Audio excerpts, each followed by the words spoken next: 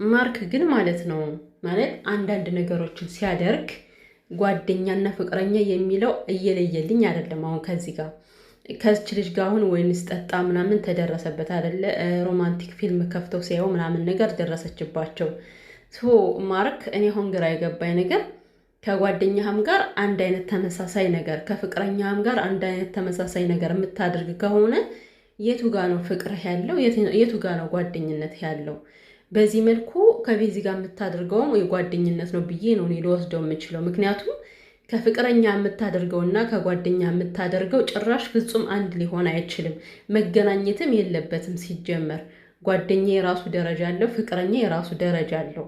አሁን ባለፈው ያየዋችሁ ልክ ቤዚ ከአንተ ጋር እንደምታደርገው አይነት ታዲያ የቤዚ እንደኔ ጓደኝነት ነው ብዬ ላላስብ የምችለው እና በጣም ከባድ ነገር ነው። አንዳንዴ ነገሮችን ያለመለየት ራሱ ከባድ ነው። ውድ ፈገግታዎችዬ እንዴት ናችሁ? የፈገግታ ፋሚሊዎች ማለት ነው። ደህና ናችሁልኝ? ሰላማችሁ በያላችሁበት ይብዛላችሁ። እና ውድ ቤተሰብ እዚህ ጋር አንድ ታሪክ ልንገራችሁ። አሁን አንድ ልጅ ልክ እንደ ማርክ ጉድ የተሰራ ልጅ አለ በዚህ ሰሞን። ከትናንት ወዲያ ነው ያየሁት። ቪዲዮ ሰራበት ነበረ ግን የሆነ ላይክ እኔ አሁን ማርክ የሚያደርገው ነገር ምንም ደስ እያለኝ አይደለም። ስሪ ሁላ አይለኝም። ማርያምን ነው የምላችሁ። ከሰራውም ላይክ በቃ ጥሩ ነገር ላልናገር እችላለሁኝ። እና ግን ምንድን ነው ያን ልጅ ታሪክ ከማርክ ጋር ተመሳሰለብኝ። ሳምሪ እና ምንት የሚባሉ ጥንዶች አሉ ዩቲዩብ ላይ። እንደ ማንኛውም ጥንዶች እንደ ማንኛውም ሰው ፍቅረኛሞች ናቸውና ምንድን ነው ድንገት መንገድ ላይ የሄደ አንድ ሴት ስታለቅስ አገኛት ማለት ነው። እንግዲህ ወንዶች በሴት አይጨክኑም አይደል የሚባሉ። አወቋትም አላወቋትም ብቻ በሴት አይጨክኑም ወንዶች። ይሄ ታውቆ ያደረ ነው። ከዛ እያለቀሰች ሲያገኛት አንስቶ ወደ ቤቱ ከቤቱ ወስዶ ሲጠይቃት እንግዲህ ምንድነው ችግር ሲላት እኔ ፍቅረኛ ከድቶኝ ነው ብር ተበድሬ ሰጥቼው ያንን ብር ይዞብኝ ጠፋ ካደኝ። ስለዚህ እኔ መሄጃ የለኝም እናት አባቶቼ ሌላ ቦታ ናቸው ብላ ስንት ነገር ቀበጣጥራ ልጁ እንዲያምናት አድርጋ ከገዛ ካልጋው ላይ አስተኝቶ ደግሞ ምን ቢፈጠር ጥሩ ነው ካልጋው በተኛችበት ሰዓት ላይ ፍቅረኛው ድረስ እሱም ራሱ በጎን ተኝቷል። እኔ ለምን አብሯት እንደተኛ ራሱ ያላቀም በእውነት ማለት ለመርዳት እዚህ ጋር ነው የማርኬ ነገር እየተመሳሰለብኝ ያለው እና ካጠገቡ ካልጋው ላይ አብሮ ተኝቷል። እሱ ምንም ነገር አልለበሰም፣ እሷ ለብሳ ተኝታለች እና ድንገት ፍቅረኛዋ ደረሰች። ታዲያ አሁን እዚህ ጋር በማን ነው የሚፈረደው? በፍቅረኛው ነው ወይስ ደግሞ በራሱ ነው? በራሱ ነው የሚፈረደው። ታሪኩ ምንድን ነው? ከዛ የተፈጠረው እች ልጅ ሳይውል ሳያድር ጉዷ ወጣ። ይህ ልጅ አታለለችው ማለት ነው። ያታለለችው እንዴት ነው? ጓደኛዋ ነበረ ተበድሮ ለሷ ብር ሰጣት፣ ከዳችው በሌለ ጎኑ። እንግዲህ ይሄ ልጅ ጋራጅ ነው የሚሰራ ምናምን ተብሎ እንግዲህ ተበድሮ ነው ያንን ሁሉ ብር የሰጣት። እሷ ግን ክዳው ፍቅረኝነትን አላውቅም ብላ ክዳው ማለት ነው። ከዛ እንዴት ትክድኛለሽ በማለት እያሳደዳት እያለ ነው ይሄኛው ልጅ ያገኛት። ከዛ ሲደውልላት ደግሞ ምንድነው የምትለው? አብሯት ያለው ልጅ እኔ ፍቅረኛዬ ነው ከዚህ በኋላ አልፈልግም ትለዋለች ማለት ነው ለተከዳው ልጅ። የተከዳው ልጅ ደግሞ አሁን እኔ አብሮሽ ያለውን እኔ ባገኙ አንገቱን ነው የምለው፣ ሁለታችሁን ባገኛችሁ ገላችኋለሁ እያለ እየዛተ ነው። እና የሰው ልጅ ለእርዳታ ብሎ ራሱ በእንደዚህ አይነት መከራ ይጠመዳል፣ ይጠላለፋል። አንዳንዴ የምታደርጉትን ነገር ማወቅ አለባችሁ። እና ማርክ እኔ ለመርዳት ነው አዲስ አበባ ከብዷታል ቀሏታል የምትለውን ነገር ብታስወግደው የተሻለ ነው።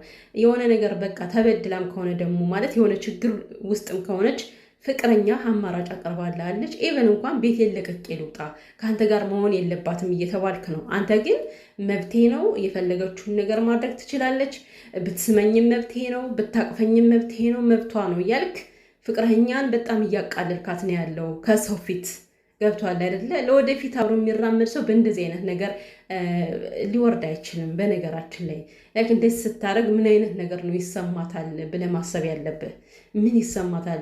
ፍቅረኛ ነች፣ ውስጧ ሊጎዳ ይችላል የሚለው ነገር በጭንቅላት እየመጣ አይደለም። እንደገና ደግሞ ሁሌም የምትሰራው ተደጋጋሚ ስህተት ነው።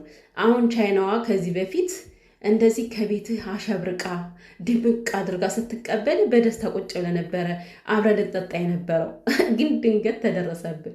እንደገናም ደግሞ ያልበቃ ብሎ በድጋሚ መሸወድህ ሆቴል ውስጥ ልክ እንደ ፍቅረኛ አሸብርቃ ሁሉን ነገር ጠርታ ከዛማ ጉድ ነው ያደረገች እኮ አጠጣች የሆነ ነገር ማለት ነው። እና እንደዚህ አይነት ስህተቶችን ለምን ትደጋግማለህ? ለምን አንድ አይነት ነገር አክት ታሳያለህ? እኔ እኮ አሁን ቤዚ የምትወቀስበት ምንም አይነት ምክንያት የለም። በእርግጥ አሁን በደንብ አስተውላችኋል። ቤዚን እየወቀሳችኋት አይደለም። እንደውም ይልቁኑ ሳያችሁ ቤዚ በጣም እያሳዘነቻችሁ ተዩ ተዩ ተዩ ተዩ እያላችኋት ነው። ፍቅር ዝም ብሎ እንዲህ በቀላሉ የሚታው ነገር አይደለም። ከተቻለ ማርክ እንዲስተካከል ያላችሁን ሀሳብ በስነ ስርዓቱ ብትገልጹለት ጥሩ ነው። ኮሜንት ያነባሉ ዩቲዩበሮች፣ ኮሜንት አያነቡም ማለት አይደለም። በደንብ አድርገው ነው የሚያነቡት፣ ከላይ እስከታች ልቅም አድርገው ማለት ነው። ስለዚህ ቆንጆ ቆንጆ ሀሳብ ያላችሁ ሰዎች ሀሳባችሁን እየሰጣችኋቸው፣ ምናልባት ማርክ ወደ ራሱ ከተመለሰ። እኔ አሁን ከዚህ ጋር ቤዚ ምንም ነገር ስላላደረገች ከእሷ የሚጠበቀውን ነገር አድርጋለች። ሽማግሌ ላክ፣ ችግር የለም አብረን እንኑር አለች። ከዚህ በላይ እድል የለም አይደለ? እች ልጅ አልፈልግም ብላ ግግም አላለችም። ከአንተ ጋር አልኖርም አላለችም። ለእርዳታ ማለት ተቸግራ ለመጣችሁ ልጅ እንኳን ሳታውቃት ለእሷ ራሱ እያመቻቸሽ ሴት ነኝ በማለት ሴትነት ይዟት ምናልባት ተበድላ ከሆነ ብላ ነገሮችን በጣም እያመቻቸች ነው ያለችው። ታዲያ አሁን እች ልጅ ጥፋተኛ የምትባልበት ምንም ምክንያት የለም። ባትጠራጠረው እኮ ነው የሚገርመው። እንደዛ ወይን ተከፍቶ በጨለማ ውስጥ ፊልም እየታየ ማለት ነው። በነገራችን ላይ እንደዚህ አይነት ፊልም የሚታየው ከፍቅረኛሞች ጋር ነው። ምክንያቱም እነዛ ሮማንቲክ ፊልም ስታዩ ታውቃላችሁ የሚፈጠረውን ነገር። ሌላ ነገር ሊፈጠር ይችላል። ኦኬ ጓደኛው ነች፣ እሺ ሌላ ሙድ ውስጥ ቢገባ ሊስማት ነው ጓደኛውን። ይሄ እንዴት አይነት ሂደት ነው ከዚህ ጋር እየተፈጠረ ያለው እንዴ? በጣም እኮ ነው የሚደብረው። ፍቅረኛው ከሆነች ግን ማንም ከልካይ የለውም፣ እንደፈለገ መሳምም ይችላል። ምናልባት ከዛ ውስጥ የሆነ እንደዚህ አይነት ቢገፋፋው ማለት ነው። ገባችሁ? የሰው ልጅ የሚሳሳተው እንደዚህ እያለ ነው። ስለዚህ ዳኒ፣ እኔ ለነሱ መልካም እንደሆን ካውቃለሁ፣ እነሱ እንዲለያዩ እንደማትፈልግ አውቃለሁ። እንኳን አንተ አይደለም እኛ እንደ ተመልካች ስናያቸው እንዲለያዩ አንፈልግም። ቢያንስ ከስተታቸው ከተመለሱ የተቻለንን ያለንን ሀሳብ እናጋራለን እንጂ ማለት ነው። ስለዚህ ቤዚ ተስፋ ትቁረጭ ምናምን፣ ይሄ ከባድ ነገር ነው። ሴት ልጅ ነች፣ የምታየው ነገር ያሳምማታል። ገብቷል። ሲቀጥል ደግሞ ሌላኛው ስህተት ምንድን ነው? የመጣህበት መንገድ ጥሩ ሆኖ ሳለ መጨረሻ ላይ ግን ነገሩን አበላሸው። ልብስሽን ያዥና ለተወሰነ ጊዜ ከእሱ ጋር ኖሪ። አልኖርም አላለችም በመጀመሪያ ደረጃ። ሲቀጥል ደግሞ ያች ልጅ እያለች ደባል ሆና መኖር አትችልም። ዋነኛው ነገር ደግሞ ከክብሯ የበለጠ ምንም ነገር የለም። ገባ አይደለም? አንተ ነገ ክብሯ ቢዋረድ፣ እች ልጅ ነገ ክብሯ ዝቅ ቢል አንተ ምንም ልታደርግላት አትችልም። ቢኮዝ አንተ ወንድ ነህ፣ ማርክም ወንድ ነው። ክብሯ አይነካም። ገባ? ክብሯ የሚነካው እች አንድ ፍሬ ልጅ ነች። በዚህ እድሜዋ ሞራሏ የሚደቀው እቺ አንድ ፍሬ ልጅ ነች።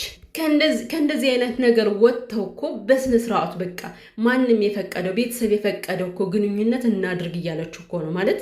በቃ እኔ እናንተ በስነ ስርዓቱ ተገናንተን ከቤተሰቦች ጋር ተገናንተን ያለውን ነገር አብረን መኖር እንችላለን ተብሎ ከመፍቀድ ወዲያ ሌላ ምንም ሊመጣ አይችልም። እና ዝም ብሎ የሰውን ስሜት እየተጋፉ ሄደሽ ተጨመሪ ሄደሽ እንደዚህ አይባልም። ሲጀመርም ቤዚም እንዳታደርጊው ማለት ነው። እስፔሻሊ ደግሞ እች ልጅ ከቤት ሳትወጣ ሄደሽ እንዳትገቢ በጭራሽ። ከዛ አንቺ እሷ ጦጣ ለመሆን ነው እዛ የምትሄደው። ምን ልትሰራ ልትጣላ ነው? በጣም እንደዚህ አይባልም ዳኒ ማለት ነው። ከዛ በተረፈ ግን ከጎኗ አሁን ቤዚ አሁን በጣም ደብሯታል፣ ከፍቷታል። ምክንያቱም ነገሮች እየተደጋገሙ ነው። እንደውም ከዚህ በኋላ እኔ ወደ መቁረጡ ባትሄድ እና ባለፈው በተሰራው ቪዲዮ ደግሞ ማለት ነው አያችሁ። ግን ቤዚ ማለት ነው የኔ ጀግና እኮ ነሽ። ብቀጥንም ጠጅ ነኝ እኮ ነው። ማርኬን እኮ አምዘግዝጋ እኮ ነው ዛማዶ የደፋችሁ። ወይኔ ጌታ፣ እኔ እኮ ባለፈው በሰራሁት ቪዲዮ ረስቸው ነው ሳላወራችሁ ማለት ነው ያየሁት። ያው ልጅቷን ይዛ ስደፋት ነው ነው አይቼዋለሁ። ወሬ ይመጣልኝ እንጂ ማርክም ማለት ነው ሳብ ግጥ የምር እንደምላችሁ እንዴት እንደሳኩኝ ማለት ነው። የምር ማርክ ራሱ እንዴት እንደደነገጠ አምዘግዝጋ እኮ ነው የጣለችው። አስባችሁታል?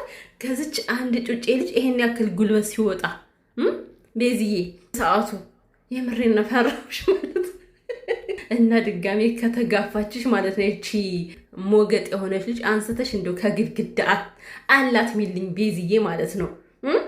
ለማንኛውም ማለት ነው ማርክ እንግዲህ የምትስተካከል ከሆነ ተስተካከል፣ ካልተስተካከልክ ግን ቤዚን ታጣታለህ። እውነት ስነግራችሁ ደግሞ ቤዚ በጣም መልካም ሴት ነች። በዚህ ጊዜ ማለት ነው ታውቃላችሁ፣ በዚህ ጊዜ እንዲህ ካልቸርን የሚከተል ሰው የለም። በዚህ አጋጣሚ እንደፈለገ ነው ቤዚ ከማርክ ጋር ለወደፊት የሆነ ፊውቸር ምናምን ባታስብ እንደፈለገች ገብታ ትወጣለች። ገባችሁ አይደለ? እንደፈለገ ይሁን የፈለገ ነገር ይሁን። ከተስማማው እስማማለሁ፣ ካልተስማማው ደግሞ ነገ ወጥቼ እመጣለሁ ብላ እኮ ሂዳ ትገባ ነበር። ግን በስነ ስርዓት ያደገችና ስነ ስርዓት ያላት ስለሆነች ነው ቤተሰቦቿንም አስቀድማ ክብሯንም አስቀድማ ከዚህ ጋር ሁሉ ነገር በስትክክል እንዲሆን የፈለገችው። እና ቤዝዬ እኔ አድንቄሻለሁ። ባልሽ አቋም እንድትጸኝ ነው የምፈልገው። ማርክን አትውደጂው አይደለም፣ ከዚህ ጋር ውደጂው፣ አፍቅሪው። ምንም ነገር ከሱ ጋር ክፉ ነገር አትነጋገሪ። በክብርሽ ግን በፍጹም መደራደር እንደሌለብሽ ነው ሁሌም ልነግርሽ የምፈልገው።